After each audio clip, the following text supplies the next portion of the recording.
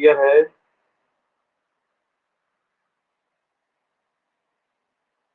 Raj Tiwari clear है। Okay okay, voice बंद कर लीजिए। डेवलपमेंट ऑफ नंबर सिस्टम पहली हेडिंग पड़ेगी इसमें। Development of number system.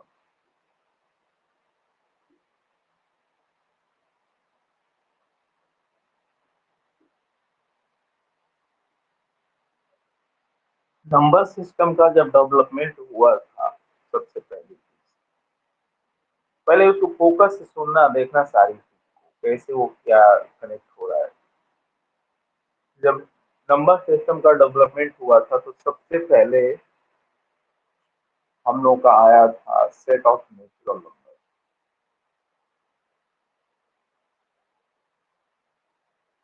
Set of natural.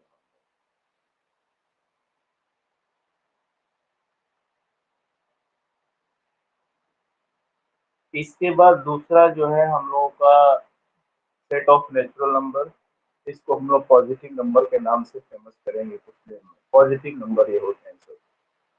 दूसरा आया zero and negative number. Zero and negative number. अब जब इन दोनों को कंबाइंड किया तो एक नंबर जनरेट हुआ टोटल, जिसका नाम हम दिए integer. Set of set of इसके बाद एक एडवांस कंडीशन बनी।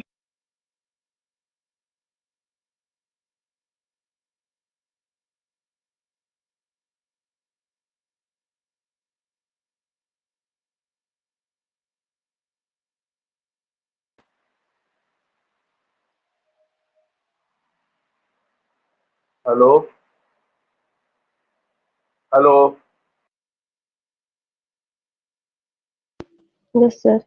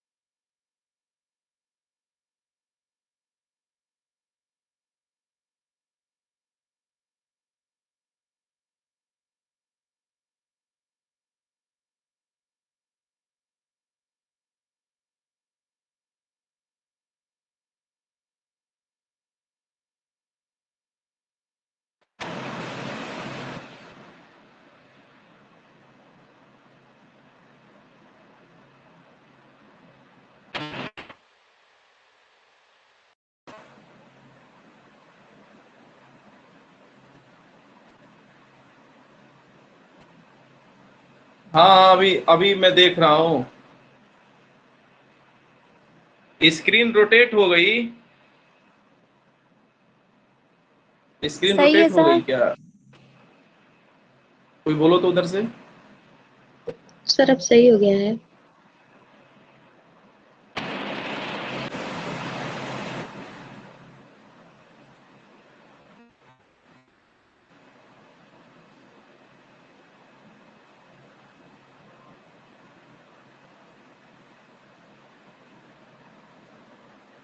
बोलो।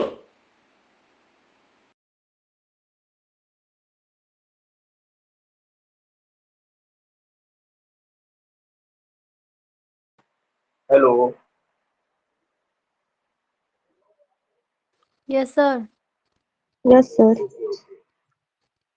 क्यू जो है ना, ये इसको बोलते हैं हम लोग set of rational number. WhatsApp पे पता नहीं क्या सेट ऑफ रेशनल नंबर। हम बता पहले रेशनल नंबर है, लेकिन आया मेरा सबसे पहले रियल नंबर ही था। Set of rational number. Set of rational fifth number r minus Q, मतलब कि सेट ऑफ, इसको हम लोग क्यू कॉम्प्लीमेंट से भी दिखाते हैं, सेट ऑफ इरेशनल,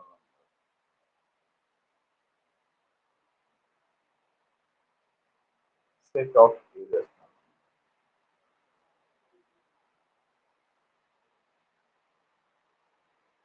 इसके बाद छठा की जो हम बात करेंगे, C equal to x plus i y such that x comma y belong to, नहीं इसके पहले तो हाँ आर ही ले लो, R is called complex number. देखिए कॉम्प्लेक्स नंबर लाने के पीछे लोगों का उद्देश्य क्या था, थोड़ा सा समझिएगा।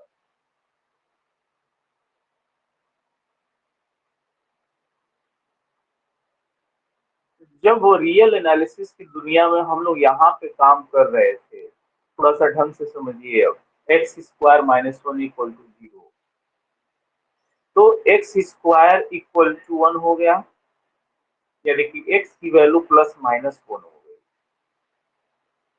तो रियल एनालिसिस यहाँ तक वर्कआउट जो है हम लोग का सही कर रहा था, लेकिन जब यही इक्वेशन इस तरह का होने लगा, थोड़ा सा फोकस करिएगा इस चीज पे। रियल की दुनिया में जब x square minus one equal to zero था, तो वहां तक के सोल्यूशन की चर्चा जो की गई थी बिल्कुल एकदम फ्रेश थी, कोई डाउट नहीं था यहाँ तक। लेकिन जब भी यही x square plus one equal to zero हो गया, तो एक्स स्क्वायर इक्वल टू हो गया फिर ये माइनस वन।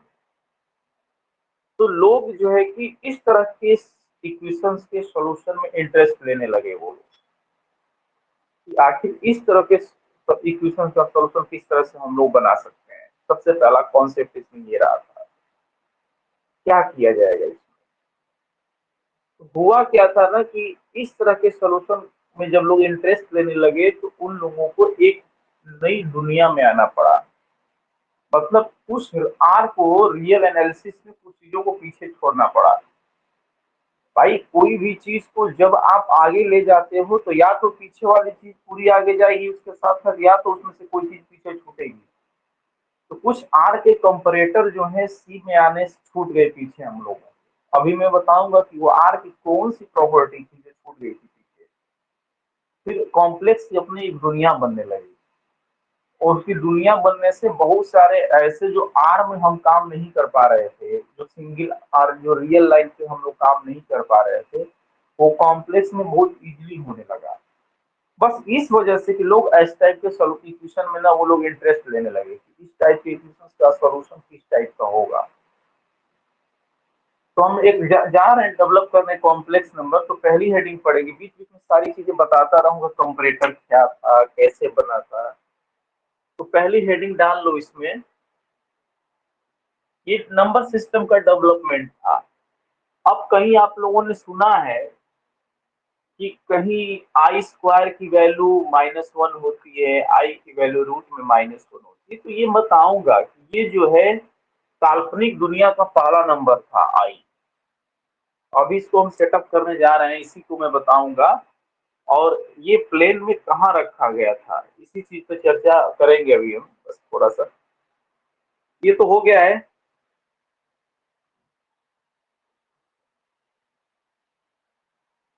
हो गया ना ये तो। Yes sir. Okay,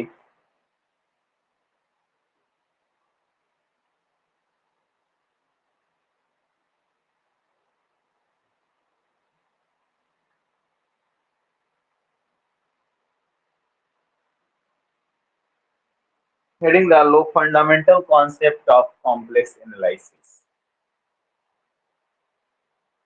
fundamental concept of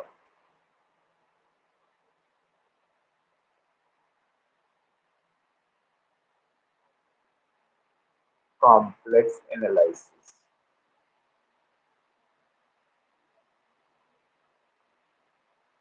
Fundamental concept of complex analysis. इसमें पहली हेडिंग पड़ेगी the complex number system. Complex number system,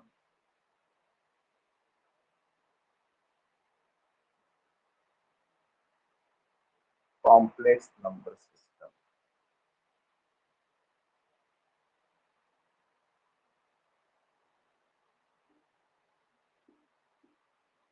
पहले इसकी डिफिनीशन हम दे लें, फिर आते हैं इसकी। It can be express,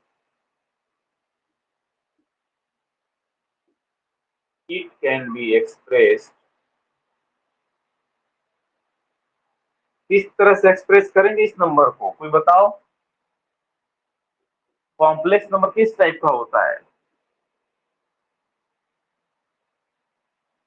it can be express in the form of if x plus iy, where x comma y belongs to R। बहुत जरूरी है कि x plus iy में x और y क्या है, हमारे रियल नंबर होने चाहिए। Is called complex number, is called complex,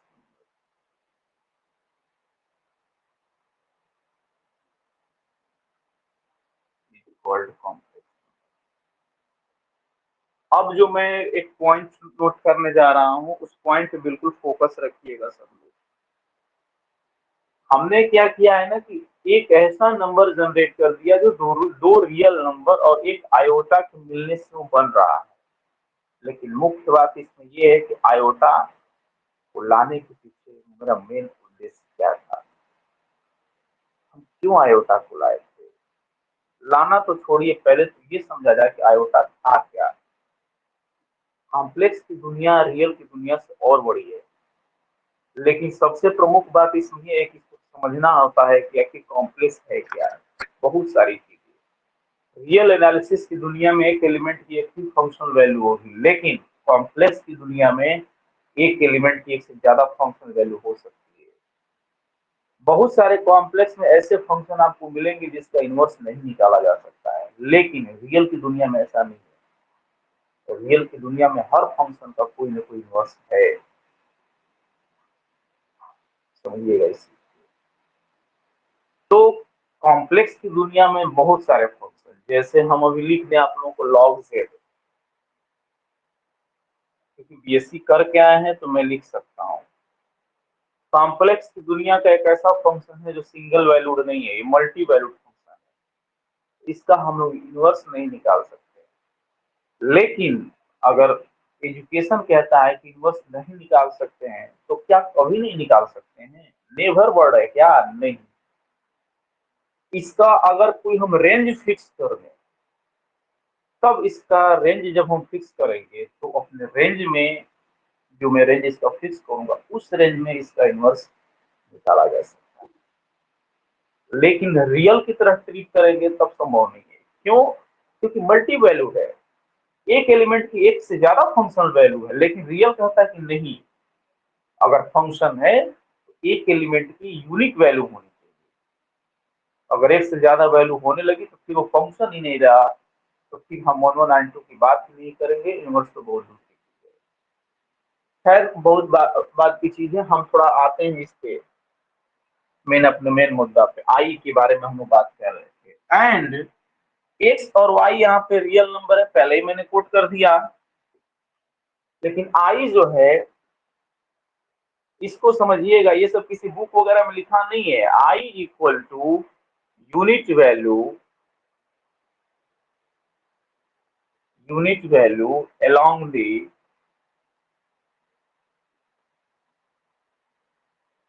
along the direction of imagination,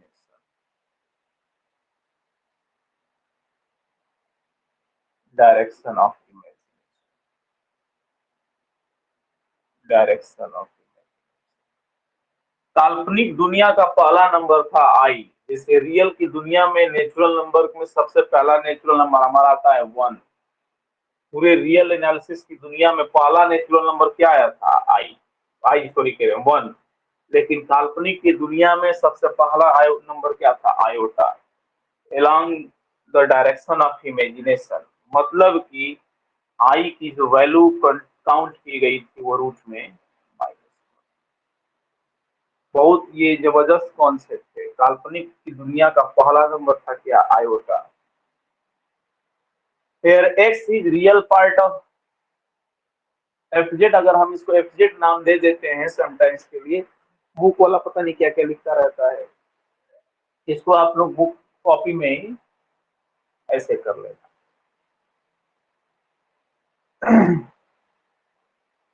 x equal to real part of and y equal to imaginary part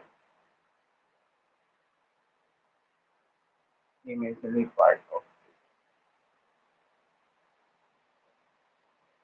basic पे focus में थोड़ा सा इसलिए कर ले रहा हूँ कि इसी पे सारी कॉम्प्लेक्स पर खड़ा करना है, बड़ा हिसाब से चीजों को लेके चलना है। कहीं ऑडियो पिक्चर में दिक्कत आएगी तो बताइएगा।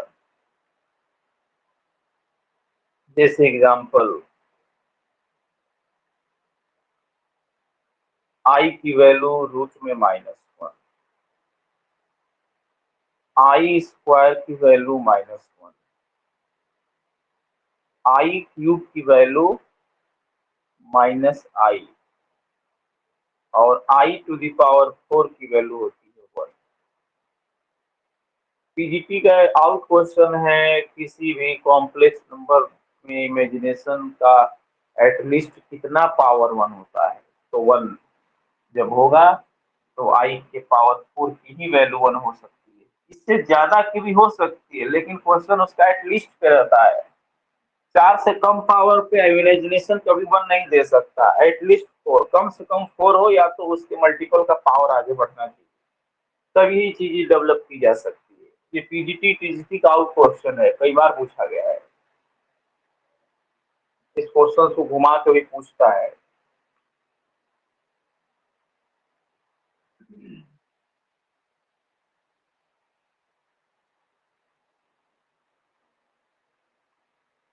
देखिए, जब i के पावर 4 की वैल्यू 1 हो गई तो i के पावर 4n भी हमेशा 1 होगा। याद रखिएगा इस सब चीजों को। n की कोई वैल्यू ले लो, 1 2 3 4 5 6 7 8 9 10, एक n की करोड़ों वैल्यू ले लोगे, हर वैल्यू के लिए i के पावर 4n 1 ही हो सकता है, 1 के अलावा कुछ नहीं होगा। याद रखिएगा सब चीजों को, क्योंकि ये इवन नंबर हो गया। और i के पावर को चेंज कर दो, i के पावर को चेंज कर दीजिए। जैसे हम कर दें i के पावर 4n+1, तो इसको हम लोग रिजॉल्व कर सकते हैं i के पावर 4n इंटू आई। और i के पावर 4n पे चर्चा हो गई है 1। दिस मीन्स दैट i के पावर 4n+1 कितना हो जाएगा? बोलो जल्दी। i। दूसरे तरीके में अगर हम बात करें i के पावर 4n+2, तो i के पावर 4n इंटू आई स्क्वायर, आई के पावर 4n 1 और आई स्क्वायर दिस इज -1, टोटल इसकी वैल्यू -1। और i के पावर 4n+3 करने, तो इसको हम लिख सकते हैं i के पावर 4n इंटू आई क्यूब, आई के पावर 4n 1 हो गया, आई क्यूब -i। एक सीक्वेंस में चीजों को डील करिए। देखिए, अब i के पावर, i की वैल्यू रूट में -1, हमने देखा यहाँ पे कि i के पावर 4n की वैल्यू 1, i के पावर 4n+1 की वैल्यू i के पावर 4n+2 की वैल्यू -1 और i के पावर 4n+3 की वैल्यू।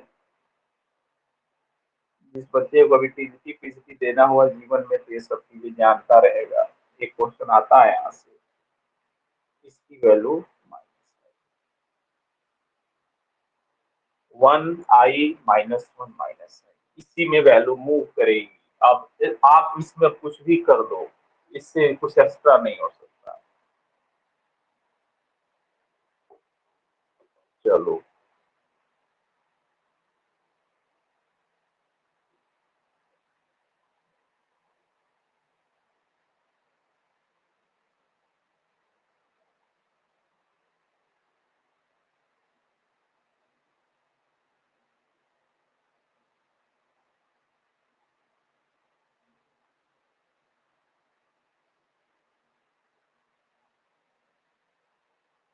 हेडिंग डाल लीजिए, देखें नेक्स्ट हेडिंग क्या है।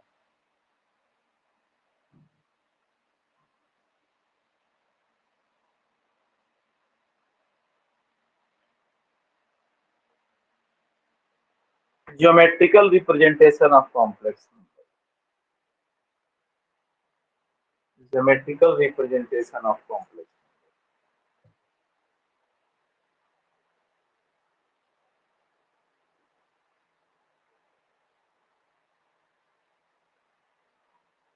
ऑडियो पिक्चर क्लियर है?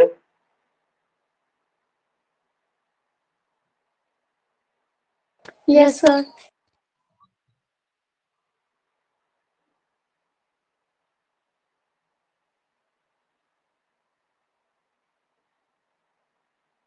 Geometrical representation of complex number.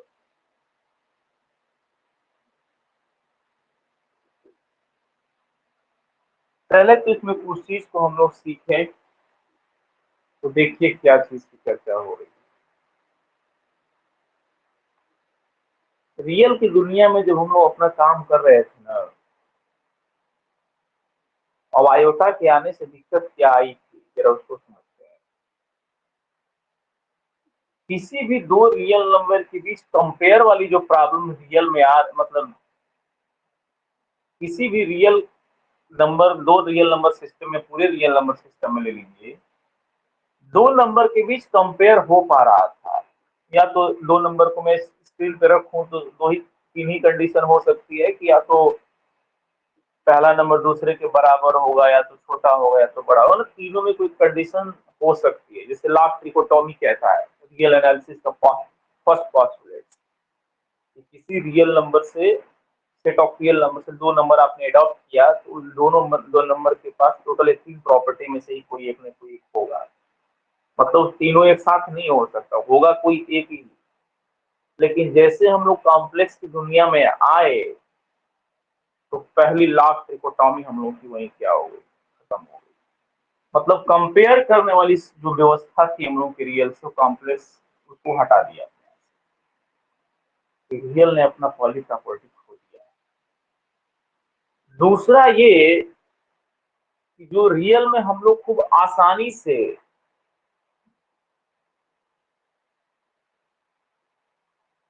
इसका स्क्वायर रूट निकाल ले रहे थे, लेकिन हम लोग को यहाँ दिक्कत आने लगी इस तरह का सोल्यूशन जब आने लगा। तो मतलब कि नेगेटिव नंबर का स्क्वायर रूट रियल में नहीं मिल रहा था, यहाँ पे प्रॉब्लम आ रही थी। कॉम्प्लेक्स में बहुत इजी से इसको कैलकुलेट कर लिया। अगर एक्स स्क्वायर इक्वल टू -1 तो x equal to plus minus i. तो रियल ने इन सब चीजों का जो रियल से वास्तव था धीरे धीरे खत्म होने लगा। कॉम्प्लेक्स बहुत जैसे कि एक स्पेस की तरह 2D में ही चीजों, 2D में ही चीजों क्या होने लगा, वो अपना विकराल रूप पकड़ने लगा, ये टफ होने लगी। अब तक हमारी सारी चर्चा पूरी रियल लाइन पे हो रही थी, अब तक हम पूरा यहाँ पे 2D प्लेन में आ गए। क्यों? क्योंकि मेरा रियल एक्सिस है एक्स, और इसको हम लोग इमेजिनरी एक्सिस का नाम दे देंगे अभी थोड़ी देर में। इमेजिनरी एक्सिस वो सिर्फ उस चीज को आप इमेज कर सकते हैं, सोच सकते हैं, वो दिखेगा नहीं। जैसे हम आपसे कह दें कि 2i को ले जाइए हाथ से उठा करके, फिजिकली ले जाओ 2i को, इमेजिनरी एक्सिस पर रिप्रेजेंट करो फिजिकली।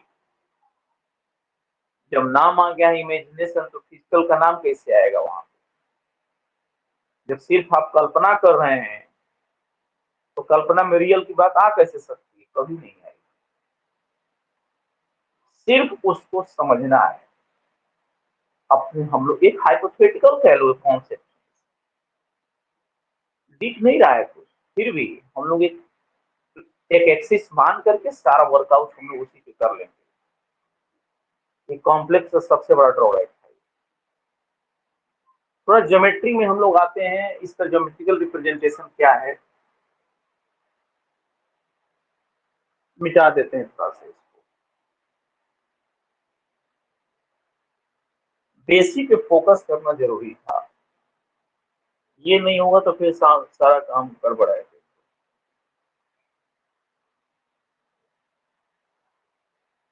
किसी को कोई डाउट आएगा तो पूछ सकता है।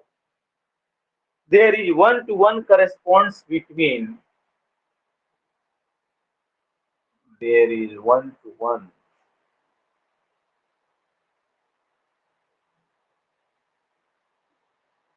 corresponds between correspond between a complex number, a complex number, a complex number and a point in 2D plane, and a point in 2D plane में 2 dimensional।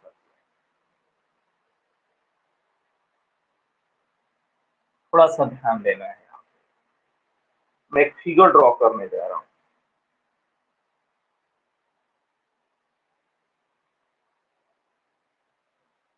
ये एक्स एक्सिस, ये वाई एक्सिस। ऑडियो पिक्चर में कोई दिक्कत तो नहीं, कोई बोलो। यस सर, इस टाइम क्लियर है। क्या हुआ था, क्या कोई प्रॉब्लम इसमें? नहीं सर, हम लोग साइड सही था, एक दूसरी थी उसके साइड मतलब गड़बड़ी था। ओके,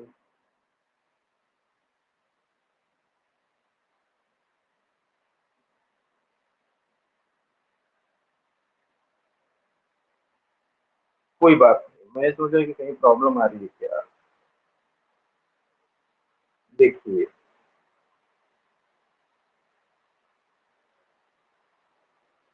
इसका नाम हम लोग रियल एक्सिस,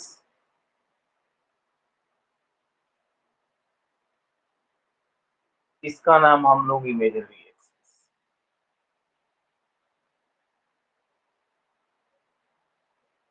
अगर दिन बहुत बुरे हैं तो हमसे यह भी लिखवा लीजिए कि फर्स्ट क्वाड्रेंट में दोनों पॉजिटिव, सेकेंड क्वाड्रेंट में माइनस प्लस, थर्ड में माइनस माइनस और फोर्थ में प्लस माइनस, रियल एक्सिस। मैं इसको वेक्टर से कनेक्ट करूंगा, देखना। मेरा कॉम्प्लेक्स नंबर एक है z equal to i x plus i y, थोड़ा सा समझिएगा। तो अगर complex number z equal to x plus i y है तो पक्का के फर्स्ट क्वाड्रेंट में होगा। ये डिस्टेंस यहां से यहां तक का x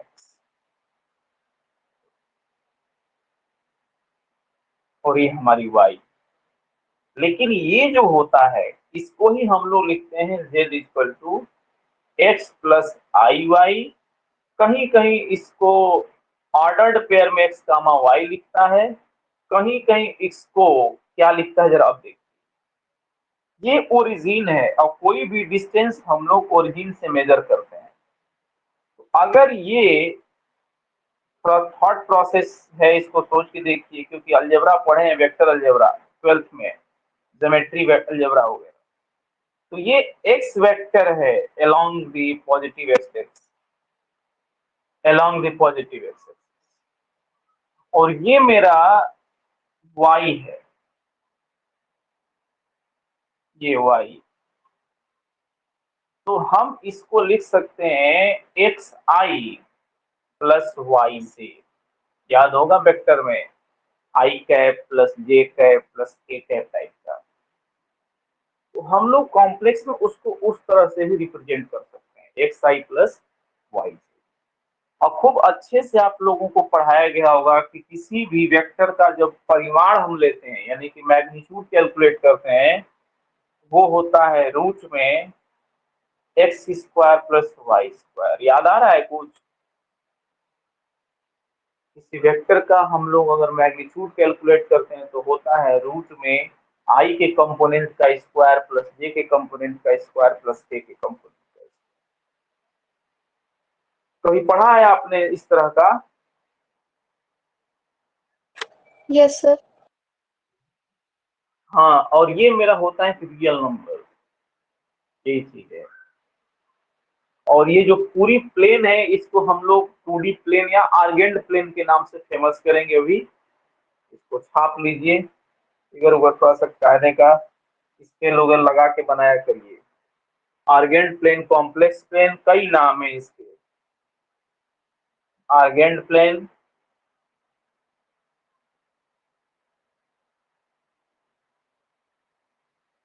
complex plane,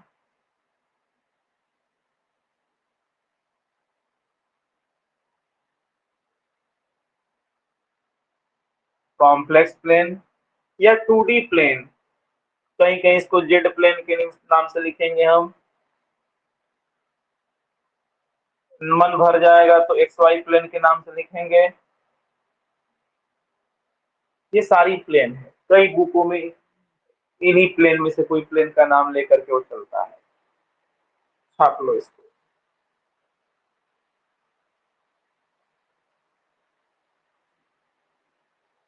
imagination of आई, हो गया, ये बना लो जल्दी से, हो जाएगा तो बता।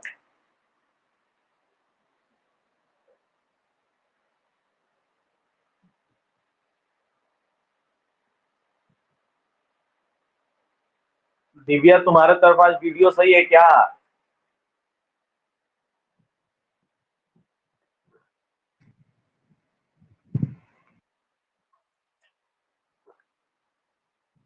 वॉइस नहीं पहुंच रही है तुम्हारे तरफ?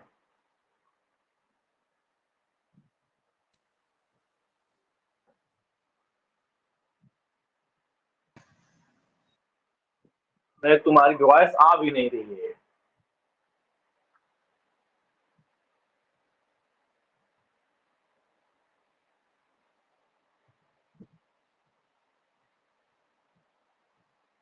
हो जाएगा तो बोलिएगा, आगे बढ़ेंगे।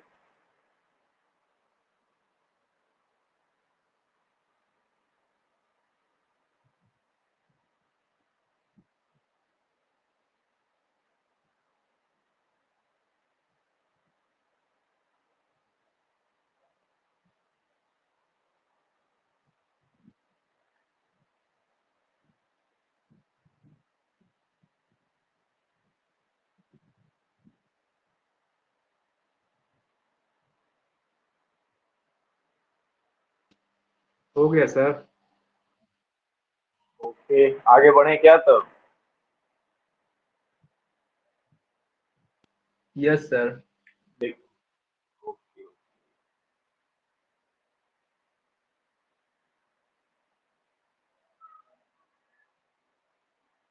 इसको मिटा लेते हैं।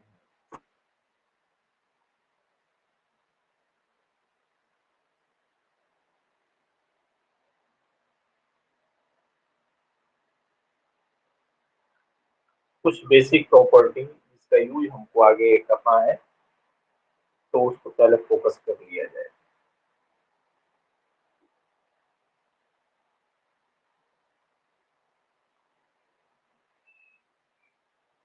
या वो कॉम्प्लेक्स वगैरह थोड़ा सा ठीक लगेगा क्योंकि कुछ चीजें इसमें पढ़े वो पहले से।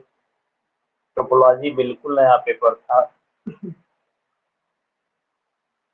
हेडिंग डाल लीजिए, मॉडुलस और एब्सोल्यूट वैल्यू।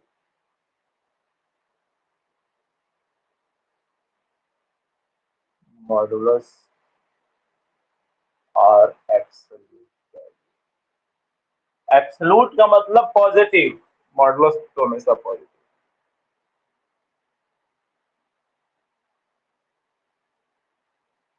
मॉडुलस और एब्सोल्यूट वैल्यू।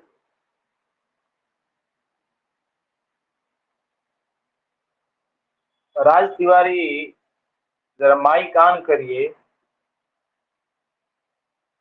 और हम कहें कि मॉडुलस की डिफिनीशन क्या है, तो क्या बताएंगे आप? किसी ने आपसे पूछ लिया तो?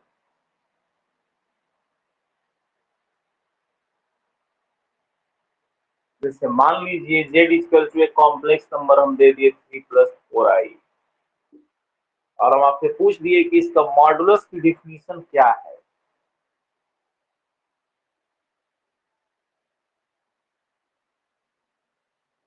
क्या बताएंगे?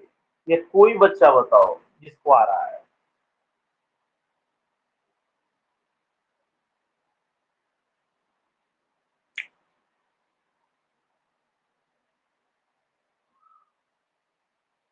बताओ Rupanshi, z equal to 3+4i की मॉडुलस की डिफिनीशन क्या है? Sir, mod of z is equal to mod of 3 plus 4i हम is equal डिफिनीशन to पूछ under रहे root. हैं, हम तो आपसे डिफिनीशन हम पूछ रहे हैं। हम ये नहीं पूछ रहे हैं कि मॉडुलस होगा कितना। मेरा क्वेश्चन समझिए, मैं ये पूछ रहा हूँ कि किसी भी कॉम्प्लेक्स नंबर का मॉडुलस की डिफिनीशन क्या होती है। हमने यहाँ पे 3+4i लिख दिया, लीजिए मैंने इसको मिटा करके x+i/y लिख दिया, और इस कॉम्प्लेक्स नंबर के मॉडुलस की डिफिनीशन क्या है? कोई बच्चा बताओ। Any? Root x square plus y square. तो मॉडुलस होता है, हमने डिफिनीशन पूछा है आपसे, वो मॉडुलस उस तरह से निकाला जाता है। मेरा क्वेश्चन Distance of क्या a है? point हाँ, on z plane.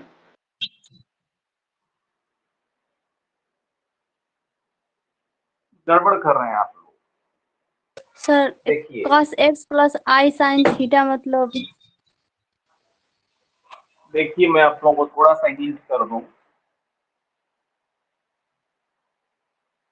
ये एक्स एक्सिस थोड़ा सा समझिए, डिफिनीशन बहुत बड़ी चीज है। एक्स ये वाई, अगर z equal to x plus i y मेरा कोई कॉम्प्लेक्स नंबर है तो पक्का फर्स्ट क्वाड्रेंट में होगा। मान लो माइनस होता तो सेकंड में होता, दोनों माइनस होगा तो थर्ड में होगा, एक माइनस प्लस होगा तो सेकंड फोर्थ में किसी में होगा। लेकिन जब हम इसको अभी अभी हमने आपको समझाया कि ये लेंथ, तो थोड़ा सा समझिएगा, हम डिफिनीशन बताने जा रहे हैं। अगर ये लेंथ x है, ये y है, तो आपको बताया गया है ये जो है डायरेक्शन, ये इमेजिनेशन में I है, और ये क्या है, z है। ये तो इसका वेक्टर की अगर हम बात करें, हम आपको कहीं नहीं बताएंगे अभी कि रूट में x square plus y square, कहीं ऐसा कुछ मैं अभी नहीं बताऊंगा। तो खूब आराम से बताइए, इसको हम लिख सकते हैं। अगर हम इसका नाम दें ओ ए पी, तो डायरेक्शन इसकी इधर से, और फिर इसकी देखिए इमेजिनेशन डायरेक्शन में इधर से, तो अगर तो ये और ओपी की डायरेक्शन ये है। तो अगर हम समझना चाहें आप लोग, तो ओपी को क्या लिख सकते हैं, vector OP equal to vector O A plus vector AP लिख सकते हैं क्या? बोलिए, ऐसा लिखा जा सकता है? लिखा जा सकता है ना ऐसे? Yes sir. तो ओपी वेक्टर इक्वल टू हो गया एक्स आई प्लस वाई जे कैप, जो हमने यहाँ पे लिखा है, अभी लिखा था पीछे एक्स आई प्लस वाई जे कैप। और क्लास 12 का वो दिन याद करिए कि कोई भी वेक्टर क्वांटिटी का परिमाण कैलकुलेट कराया जाता था, जिसको हम लोग मैग्नीट्यूड के नाम से जानते हैं। परिमाण वेक्टर ओपी लिखा जाता था रूट में आई के कोफिशिएंट का स्क्वायर, यानी कि आई के कंपोनेंट का स्क्वायर, यानी कि x square plus y square. यानी कि वेक्टर ओपी का जो मैग्नीट्यूड आया, यानी कि वेक्टर ओपी का जो मैग्नीट्यूड आया वो आ गया रूट में x square plus y square, हम भी लास्ट में आएंगे इसी पे, लेकिन वो समझना है कि आखिर वो आ कैसे रहा है, मैग्नीट्यूड की डिफिनेशन आखिर निकली कैसे है। अब हम समझेंगे कि any complex number z equal to x plus i y type का अगर कोई कॉम्प्लेक्स नंबर है, the length between origin to the point, वो जो रूट में x square plus y square होता है, वो ओरिजिन से लेकर के उस पॉइंट तक की डिस्टेंस को बताता है, मॉडुलस, एक डिस्टेंस है वो। और आप अगर कर देंगे कि magnitude z is equal to root में x square plus y square, तो आपने उसका मैग्नीट्यूड निकाल दिया, आपने डिफिनेशन कहाँ बताया। लेकिन डिफिनेशन का मतलब ये हुआ कि the length between the point O and P, या डायरेक्शन ऑफ ओपी, ओ से पी की डायरेक्शन में ओपी की जो लेंथ है वही हमारा उस नंबर का मैग्नीट्यूड होगा। समझे आप लोग, ये है इसकी डिफिनेशन मॉडुलस की, यार एब्सोल्यूट वैल्यू यही से निकाला गया है। खैर आते हैं मेन मुद्दा पे, डिफिनेशन लिखते हैं थोड़ा सा।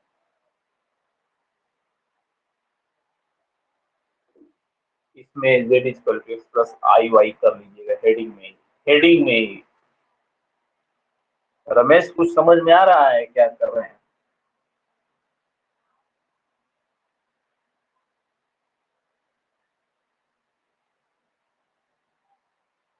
अब समझिए प्रीति क्या मैं बताना चाह रहा था। Yes, sir. Okay, if the point P is z plane, if the point P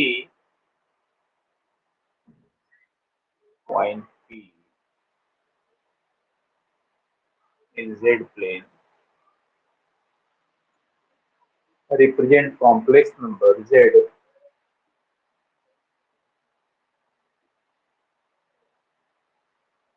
represent complex number z,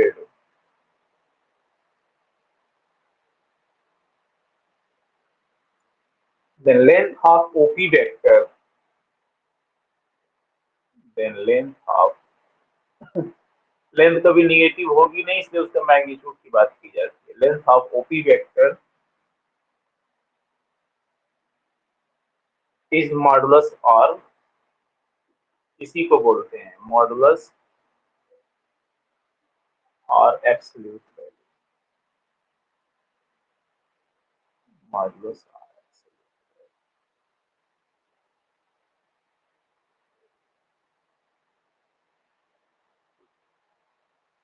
आपको पता है कि नहीं कुछ यूनिवर्सिटी का जो रूल आया है,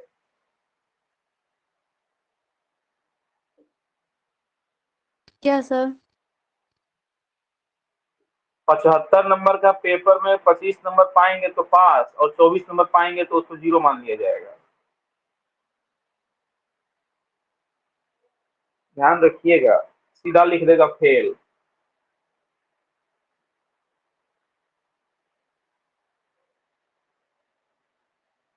सोचिए कैसे पढ़ेंगे आप लोग। It is denoted by, it is denoted by, paper ऊपर में आ गया है सब, यानी कि न्यूज सही है। It is denoted by magnitude of z and can be written as, figure जरूर बनाइएगा, and can be written as,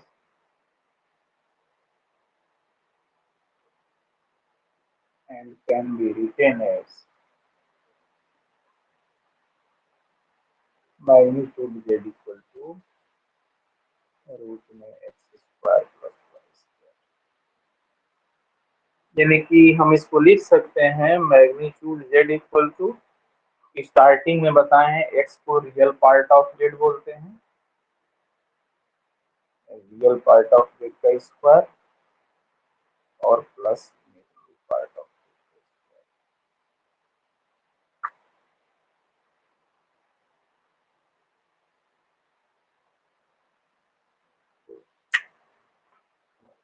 हो जाएगा तो बोलिएगा।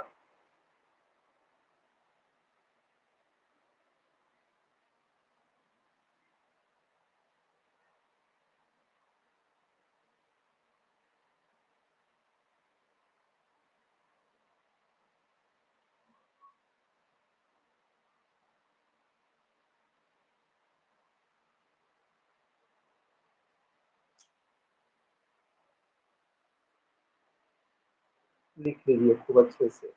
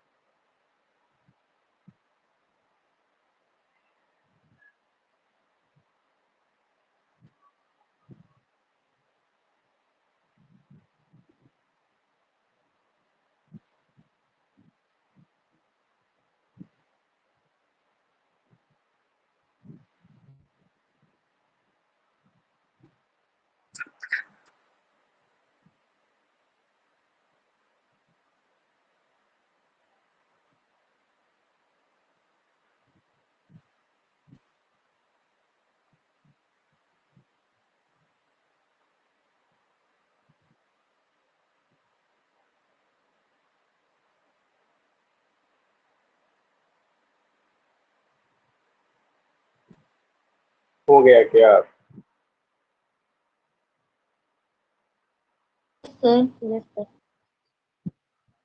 ओके, एक बहुत बड़ा कॉन्सेप्ट है, उस पर बात करेंगे हम।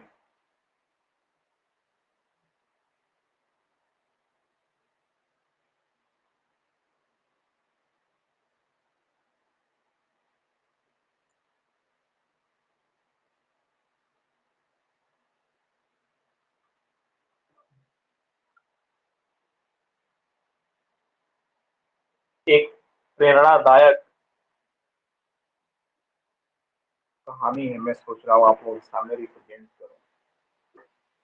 बताऊं ना? यस सर, बताइए। हाँ, मेरे नेटवर्क में ऐसा हुआ है, मैं सोचा थोड़ा सा बताऊं आप लोगों को। एक मेरे बहुत बड़े गुरु रहे हैं दिल्ली साइड के, डॉक्टर आनंद निकेतन।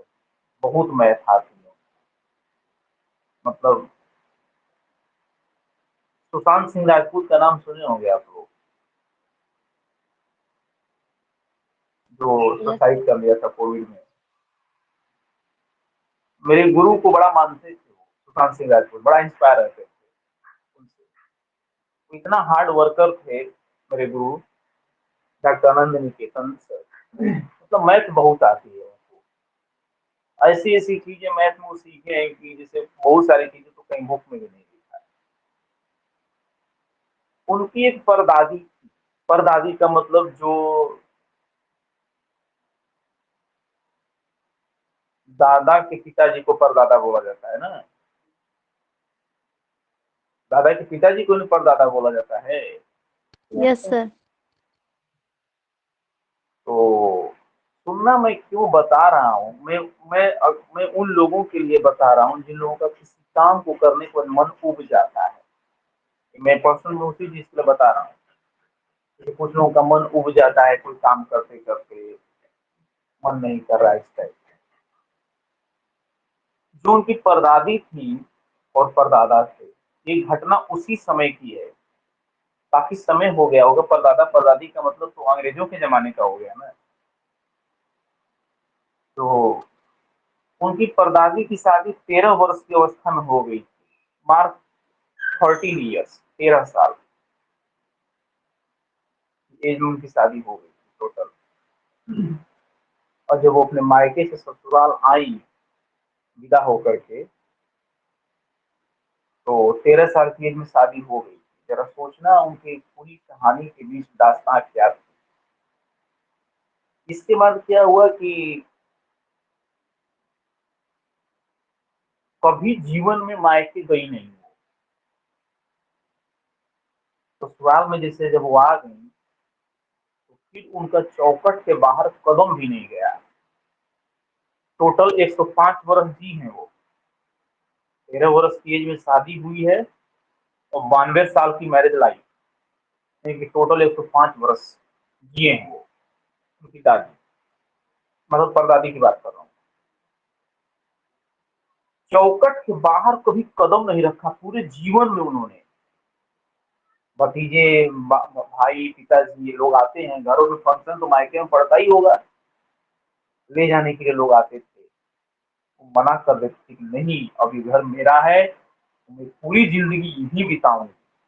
ऐसा नहीं कि कोई झगड़ा कोई बवाल था, कुछ नहीं।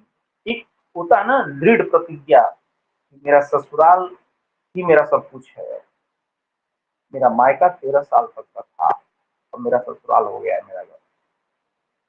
मैं बता इसको इसलिए रहा हूँ कि वो पूरे 92 साल तक सर से पल्लू नीचे नहीं आया, चौखट के बाहर उन्होंने कभी कदम नहीं रखा।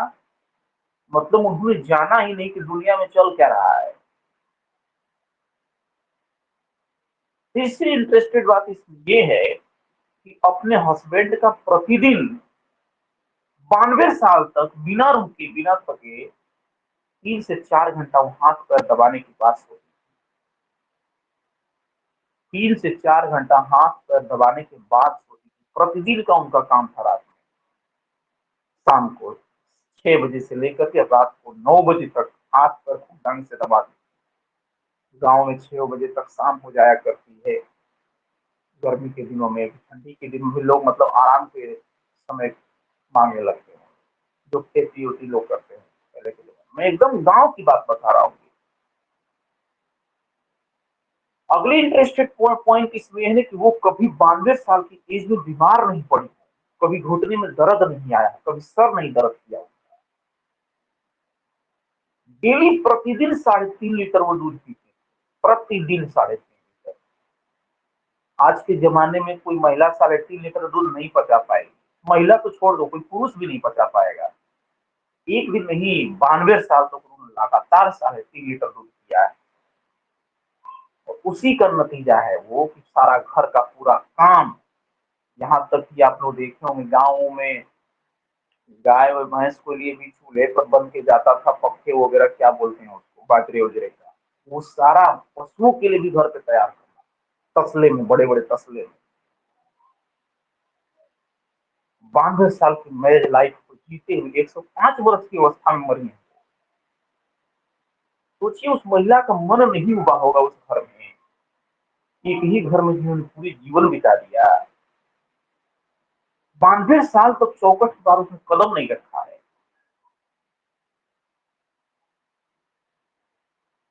ये भी बता दिया हूं मैं कि चूंकि मायके में जो कभी फंक्शन पड़ा तो कभी गई नहीं। वो बोल दी कि मेरी अर्थी निकलेगी सीधा इस घर से और मैं कहीं नहीं जाऊंगी। जरा सोचिए और विचारिए,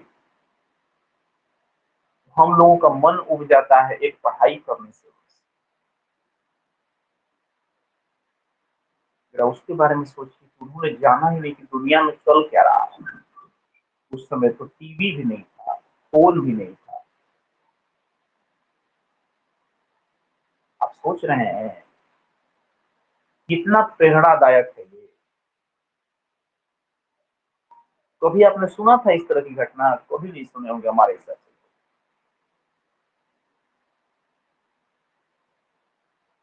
और ये चूंकि मेरे नेटवर्क में है बिल्कुल सत्य है। गुरु है तो झूठ बोलेंगे नहीं वो, और उनके घर की कहानी है।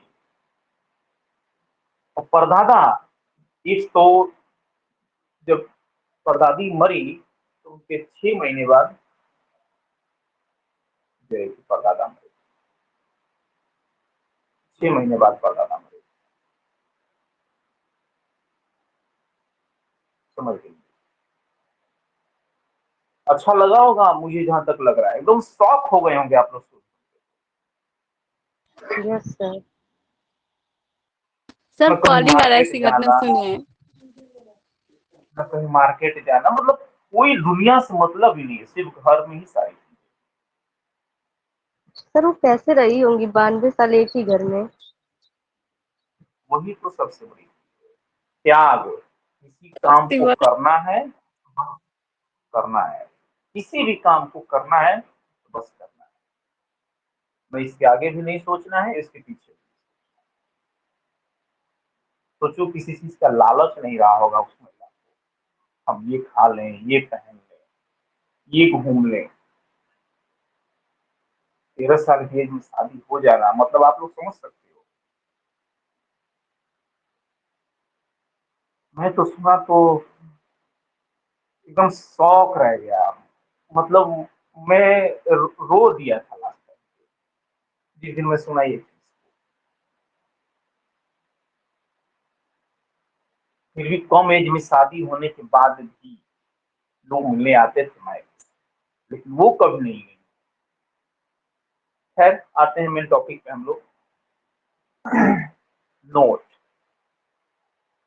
जुड़े रहोगे तो ऐसी बहुत सारी घटनाएं मेरे नेटवर्क में हुई है, मैं सुनाता रहूंगा। Magnitude of real part of z is less than magnitude of, मतलब this implies that minus the magnitude of z is less than or equal to real part of z is less than. Point number 1, point note, ये note कर लेना इसको।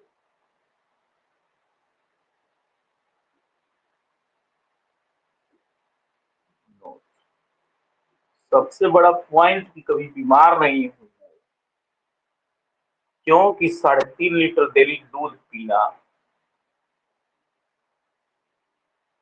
आजकल के बस का नहीं है। किसी औरत का पचा लेना, या औरत छोड़ दीजिए, कोई पुरुष नहीं पचा पाएगा उतना। आज उस जमाने में शुद्ध दूध मिलता था, आज तो बड़ा मिलावटी हो गया है। शुद्ध दूध का पचा लेना ये बहुत टफ काम है।